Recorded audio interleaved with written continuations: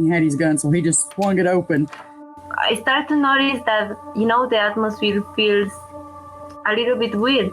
First thing he seen was this 6.5 foot tall, broad shoulder, dark hair. That freaked him out. We hadn't talked to her about like life and death and what any of that means. She's 3 years old, So we turned around. Suddenly there's a whole tree falling across the road. And she was describing to us that, there was a deceased person that she could see visually. You're listening to Cryptid Clues, where we tackle the ever-expanding history and mystery of monsters and supernatural madness every Monday. You can find us at CryptidClues.ca for more information, or even check out exclusive content and support us at patreon.com/CryptidClues. Hello, everybody, and welcome to this week's episode of Cryptid Clues. I'm your host, Reuben, joined by your other also host, Taylor. For today's topic, we're going to be exploring a little bit on the possibilities of Bigfoot having the intelligence and motivation to avoid human contact. Before we get into that, though, a couple of things. Be sure to check out our podcast feeds for our recent episodes where we played a vocalization game that absolutely haunted me because Taylor really trolled me really hard on that. And last week, we also had some funs with Cryptid Clues on ChatGPT again, doing some more storytime prompts that were pretty funny. Also, check out our newly released Cryptid Clues Holiday Yule Log on our YouTube channel. It's a 6-hour-long trek with some cryptid visitors and holiday music along the way. We'll hope that you enjoy it. And Taylor, over to you for the rest of this episode. I'll interrupt you lots. Yes, please do. Well, this debate of Sasquatch intentionally avoiding humans has been, I'd say, at the forefront of conversations, not all conversations, but the forefront of Bigfoot conversations for quite some time. It's always the thing that pops up when I'm talking to someone about Bigfoot, like, oh, why haven't we discovered it yet? Oh, yada, yada, yada. Are they avoiding people? Like, eventually we would stumble into one. It seems like it's a reoccurring notion. I don't know if you've had that too. But it's the biggest thing is like, oh, well, if there's Bigfoot and it's real, why haven't we found it yet? Because everyone assumes that it's just another animal, like an ape or something. Like you're going to find it, you're going to discover it. But what people don't realize is that things like gorillas have only been a species that we've discovered in the past like 50 years. They were a myth before that. These big hulking monkeys, people didn't believe in gorillas like over 50 years ago, I guess like 60, 70 years ago now. And there's tons of new species being discovered every single day, either because their populations are low or other examples that you'll get into later.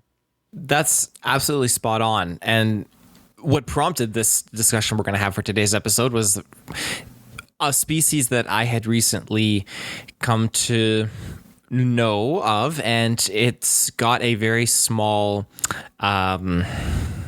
population count, I'll say, but we'll get into that later on in this episode. This interesting animal is called a Golden Langur. Hope I'm saying that right. I like how we were just looking up pronunciations before we started, and we're already questioning ourselves. I know, already questioning. Goodness gracious. So before I get to like the crescendo, I'm calling it, of that animal, a little bit of backstory on it. Now, the Golden Langur is an old world monkey found in a small region of Western Assam, India, and in the nearby foothills of the Black Mountains of Bhutan. This animal is considered sacred by many Himalayan people and was first acknowledged in the Western world in the 1950s. However, the earliest records of this animal go back to 1838, but due to this discovery being lost, so to speak, it wasn't properly documented and recorded at the time. Scientifically speaking, its rediscovery was around 1907. So, like, with the rediscovery of this, I wonder if people were trying to search for it because of like word of mouth, stories coming from the Himalayan people and stuff like that, or if we just stumbled upon it again. From what I found, it seemed like we just kind of stumbled upon it again and then backtracked, like, oh, here's some interesting information here that presented itself. Like, oh, okay, well, we really understood and like found this animal a few years ago, a couple decades by the sounds of it. So it's funny how that works. But again, this is very similar to what you're saying when you look at the gorillas going back 50, 60 years. Of course, this is 1907. That's well over 100 years ago, but it's still very recent. That's 2 generations. So what does the Golden Langur look like? Is it golden? Well, great guess, but no. The adults actually have a full coat of like a creamish gold hair with the darker rust-colored hairs kind of around their chest. The younger ones and females tend to have a lighter silvery white buff to them. But it's worth noting that this fur coat will actually change its color seasonally. And lastly, they have nice long whiskers that are basically eye protectors, and that's particularly prominent during the monsoon season, just to kind of keep things from going into their eyes. So like as they grow up and then collect more fruits or whatever, and they fight other tribes, they start to get more golden colored, like a Call of Duty skin upgrade. I mean, if you want to look at it that way, sure. I like that. That's awesome. Oh, the Battle Pass Black Cell upgrade. If you get the, not that I play Call of Duty much or anything, but The Golden Langur bought the Battle Pass upgrade. yeah, exactly. Yeah. Something to languish over. So their diets consist of both ripe and unripe fruits, seeds, leaves, flowers. They're basically herbivores. And their groups tend to be around 8. That's, I think, kind of like the smallest, well, not the smallest, because the smallest recorded troop on record was around 4 of them together. And the largest troop was around 22 that was reported. But what is the point of mentioning this animal? In short, it was discovered that this species works very hard to avoid human interaction. This animal is exceptionally rare and secretive, and because of that, it makes this animal extremely difficult to observe and to study. So during the observations that have unfolded between both humans and this animal, researchers found that it worked very, very hard to avoid interaction. This animal actively does what it can to remain hidden. You're really driving that point home. Holy, okay. I know, yeah. I'm so giddy off of that. If it's working really hard to avoid human interaction, how so? Are we like trying to find this thing and we just find like little clues left around, little footprints, little marks? Or is it like, I don't know, just like so uncommon, and then when people start to look into something, it moves to a new area? Well, that's what I was trying to find, and it was getting very convoluted, and I couldn't properly identify an actual event or scenario of what it is doing. Just the fact that that's why I was focusing so heavy on this point. It makes sense if it's rare. It's that rare. It's that rare, yeah. And that's where like the total population sits around 6,000 to 6,500 worldwide. That's not a lot. Very That's not small. a lot if you spread it out throughout the jungles and stuff too. It's like out there in the Himalayas, like there's so much landscape. We've probably only explored like 5% of the land around where this thing exists. That's just it. And this is not as big as a gorilla. This is a fairly small sized monkey. It's not got size in comparison to like a Bigfoot or anything like that. But if we were to look at Sasquatch, could we possibly apply this application where Sasquatch also chooses to avoid any and all human interaction? Well, I would assume so. I mean, what happened to the Golden Langur to make it avoid animals? Do you think that in that general area, the Himalayan people at one point in the past maybe like hunted them or something, and they've passed on that intelligence as their population decreased and babies were born? They go, oh, humans are a threat, got to avoid them. And obviously as an ape, they're intelligent, so they're actively working to avoid human contact because they know of a human threat that exists outside their jungles. They go, well, let's go deeper into the land, away from the human scent, away from this or that. Let's be more secretive and up in the trees more. Like, I'm just assuming these things because I know nothing about the Golden Langur. That's a really, really good point to bring up, because animals in general that tend to have that pre-existing tendency to avoid human beings, it does come from a pre-standing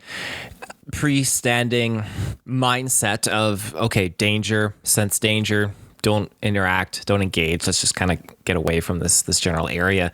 So it does make you wonder, okay, were these things hunted to extinction almost at one point in the past? What is prompting them to avoid human beings? Now, it doesn't note animals. It just specifies human beings. Is there some sense aside from that where, okay, they understand humans are a threat, but is there something else that exists where there's something with human beings? Like, I don't know. It's just, that's a degree of intelligence that I was wondering about with certain animals, and I managed to find other animals that do share this similarity, at least with the Golden Langurs. Now, whether or not it's for the same baseline reasons, that remains to be seen.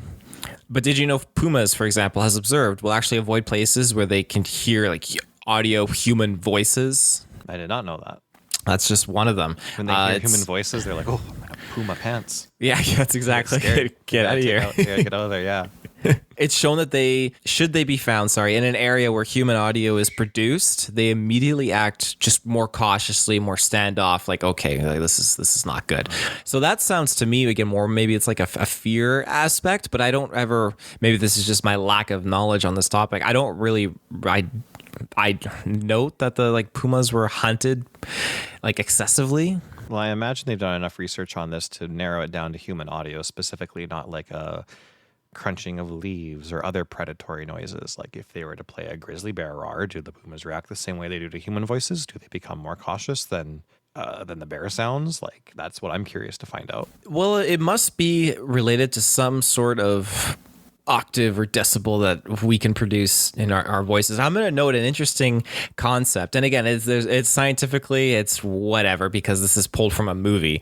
It's just a hypothetical Hollywood concept. But when you look at Godzilla King of the Monsters, you have this thing called the orca, which basically puts out sound, and it was used to calm down certain kaiju, or was used to basically edge them on. And that's one of the things that it was kind of luring and edging on was King Ghidorah. And so when you look at King Ghidorah in that movie, King Ghidorah was, I guess, stimulated by... Can we put a space in there, please? King Ghidorah.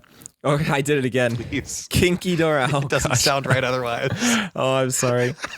So when you look at what they were doing in that movie, they identified that, okay, it's not just Godzilla's audio that's proven to be very potent and like alpha predator, but it's also humans that's also alpha predator as well. And so maybe that's something that the other kaiju were able to detect, was the human vocal acoustics being an alpha predator. And so maybe that at its core, that's what other animals are able to identify in our acoustics. Yes, I love that you brought up Godzilla after you sent me links to the trailers for Godzilla. It all comes full circle. I should have expected this. Bobcats also become more nocturnal when they hear human vocalizations within an area. Ooh, that is true, actually. There's a lot of species I was reading about that if humans become prevalent in a nearby area, the animals in the surrounding, like anything that humans don't regularly interact with outside of cats and dogs, the other animals will become more nocturnal, even if it goes slightly against their instincts. Okay, so you've heard that with not just bobcats, but other animals too. Yeah, like raccoons and everything, which are already nocturnal. They will become more so. They'll become less active during the night, just certain peak times when humans are less around.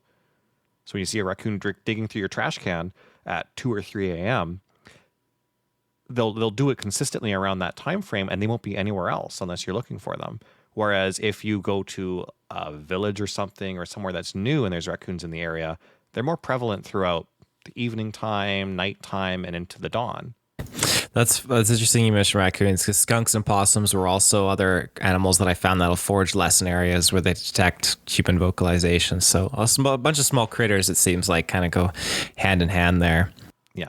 And I think it's the opposite as well. If you go out to somewhere more remote, right? They'll become more tame. More tame because they haven't necessarily awareness of human beings. Is that what you mean? Yeah. That makes sense. Yeah. I think I put that in my notes here actually too. But we've also talked and explored before about cohabituating scenarios before.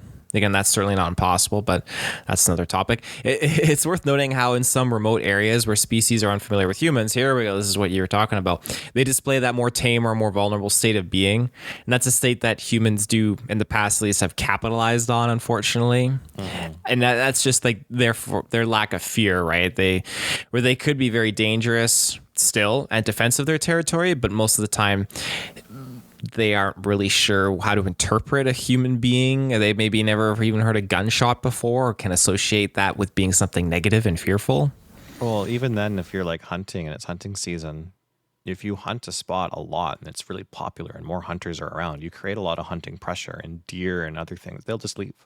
They won't be around. You could like get a couple of kills and then it's time to move on somewhere else where there's going to be more game, because now that you've killed a couple of deers there, the rest are going to actively avoid that area.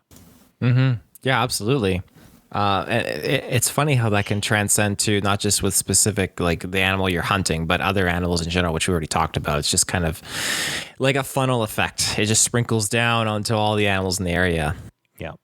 Ultimately, though, We see many animals across the world that display that cognitive understanding of the predatory threat humans pose. And again, that exceptional level of intelligence to avoid human beings. So in conclusion, I want to use the idea of the golden langur because of its monkey status and the equivalent implications it could mean for Sasquatch. Now, we've discussed before how studies on apes determined that they actually knock on tree roots as a form of communication, which is strikingly familiar to Sasquatch wood knocks. It just blows my mind. So it's those sorts of comparisons, albeit all hypothetical and without much scientific backing because we haven't confirmed Sasquatch is real, but those are the things that I like to look for. And while we're not scientists or field experts, it's great to make these kind of comparisons and find those really scary, realistic similarities between something that shouldn't exist and then these things that have proven to exist. It just makes me think we're getting steps closer to eventually discovering the truth, if that makes sense. No, that does, especially because we've known that in the Sasquatch community that these wood knocks appear to be a form of communication. Discovering now that apes recently are starting to use knocks and stuff on tree roots as a form of communication kind of shows that it's kind of more common than we thought it was. Coming from a cryptid community going, oh, this might be a form of communication, to a real scientific thing now with animals that we didn't know about before. That's actually quite fascinating. Yeah, it really, really is. And it just kind of sets that tone for hopefully like a lot of people that don't necessarily believe in Bigfoot. This kind of acts as like a stepping stone, like, hey, there are certain things that happen in the real animal kingdom that other animals do and perform that, hey, maybe this could apply to Sasquatch, and not just Sasquatch, but other cryptids too. So, well, and to really get the theme of this episode too for human avoidance, if we go back to the settlement of America, where you have those records and stuff of Sasquatch trading with the native tribes, they were around humans. They knew humans. Apparently, they could communicate with humans because they could speak the native tongue. So if you're giving them your baskets of berries and trading them goods, they don't come abduct your woman and children, stuff like that. If those legends are true, obviously they're hyper intelligent, just as intelligent as human beings, or they're another species of human or some subspecies thereof, or we go into the supernatural territories and stuff like that, like whatever. Anything like that could be a possibility. Now bring in the settlement of America. We're coming in, we start shooting and killing things, we're pushing back, we're settling all these different places and creating cities. Obviously, Sasquatches are going to, under this assumption, go, wow, okay, maybe we should go hide. We should back off a bit because these new settlers are going to enslave us. They're going to kill us. They don't want us around, and we can't fight back for some reason. Or maybe they have to step back and observe when something like this happens. Who knows? But there's a bajillion different theories we could come up with if we follow the intelligent Sasquatch theory here. Yeah, and not that I kind of drift more to the intelligent Sasquatch theory and more the like practical concept of Sasquatch instead of the spiritual, paranormal, even extraterrestrial version, because I think that we just don't know. But I like to prescribe to that scientific version, practical version of Bigfoot, because I feel like that's something that most people can get on board with. And that's why I enjoy doing these kind of discussions and comparisons for that reason, because it just helps people maybe think that it is a possibility. And when you discuss the idea of Bigfoot identifying these threats and having been around long enough to befriend some human beings, but also understand that they're dangers, the danger factor involved with them and the threat. And then all of a sudden you have humans just showing up en masse. Like Bigfoot's never seen like to scale with all these things that they're bringing. They're bringing like not like heavy, like duty stuff that we have today, but they got big ships. They're dropping like tons of people off and building colonies left, right, and center back in the day. And so Bigfoot's going to see this, and if Bigfoot has that intelligence, which I certainly believe that it does have, you said it. It's going to identify the threat, and it's going to know to stay away. Yes. And that also ties into cohabituation too, which we got some stories of now, where these Sasquatches obviously have become super duper elusive. They're hidden. They're not very well known anymore because the native people certainly believe in them. They know they're there, but we deny them. We don't think they're real. So you go out to these remote places where you have villages and stuff, and people with Sasquatch stories like, oh yeah, we see them around in the woods and stuff, and the cohabituation stories start to come out. Now they're trading. Now they're doing stuff that Sasquatch has probably passed down through word of mouth through their own little history and families, if they're hyper intelligent, going, hey, back in the day we used to trade with these people. They'd give us berries and stuff, and then if they didn't, we would do whatever. Maybe I don't know if they share those stories or not. But you have people that leave out these little baskets or gifts, and they start to get closer to Sasquatch. And you get a couple of these stories coming out. I remember on a Bigfoot forum once, there was this one lady that would upload these hour-long tape cassette recordings, which were very hard to find any good audio in, but you could kind of... I really wanted to believe that it was real. And her stories were, she has this little orchard, and every summer during the nights, these Sasquatch would come down and they'd pick the fruit from the trees and stuff, and she'd make a little basket of goodies for them, and they'd come leave pine cones and little decorations and nuts and stuff and other food from the woods that weren't in her orchard and leave it on the deck for her. And she'd sit out there. And it got to a point after about 10 or 15 years of this where she started to post it on this Bigfoot forum, because she was like, well, everyone in my village kind of just knows they're there. We just never talk about it, but apparently the rest of the world doesn't believe. And as soon as we try to record or whip out a video or a photo, get nothing. So here's some tape cassettes. They don't seem to mind audio recordings, but I can sit out here and just watch them. They're at a point now where they don't run and hide when I come out on the deck. They used to, but now they just hang around. They'll look at me. And that was about as close as she got with them, which I think, if that story is true, that's super cool. And it would make sense with the stuff that we've been talking about. If Sasquatch come back into this so easily, they know, oh, this human's trading with us, they must be one of the good ones. It's okay for them to see us and our young. It's funny that you mentioned that, because that brief line there, we're like, oh, the rest of the world doesn't believe in them, but for us that live around here, it's just, yeah, we know they're there, and that's just it. It's amazing how that is so reoccurring in many cases and many people that I've spoken to, where they just talk about their grandparents and just like, oh yeah, they knew that they were around this area, and that's that. And it's just it's like the sun in the sky. It's that realistic for them. It just blows my mind, actually. Just the rest of the world just is on another wavelength, I guess you could say. Yeah. And I mean, if we wanted to get carried away, we could start tying that into belief theories and stuff for the way the world works. If you have a whole group of people around believing in a random number generator, they're going to be able to direct that random number generator to be higher or lower depending on their belief. So if you have a whole village of people that thoroughly believe in Sasquatch, are they more likely to see a Bigfoot? I would imagine so. Yeah, that's fair. You mentioned one other thing there where basically people are oh my gosh, how'd you put that? I think I was like 7 layers deep in my conspiracy theories there.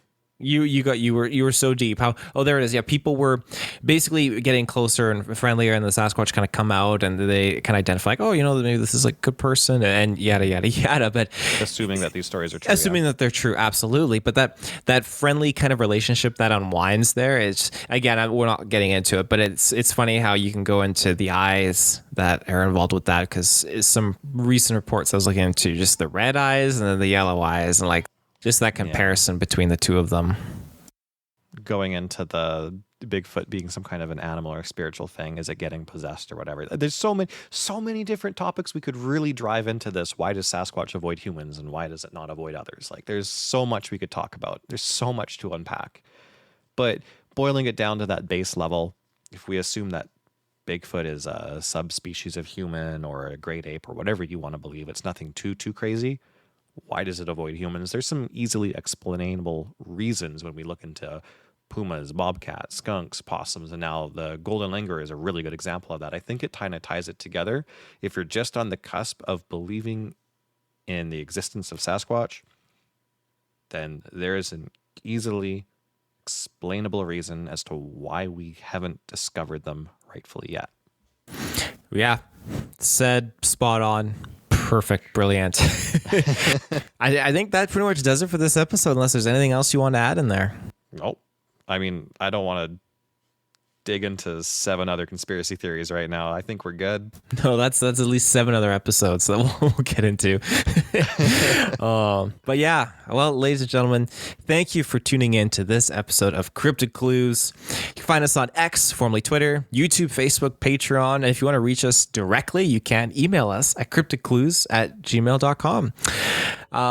Yes, and CryptidClues.ca. That is our website. You can find fun information there. But other than that, thank you, Reuben, for joining, and everybody take care and stay safe. Bye-bye.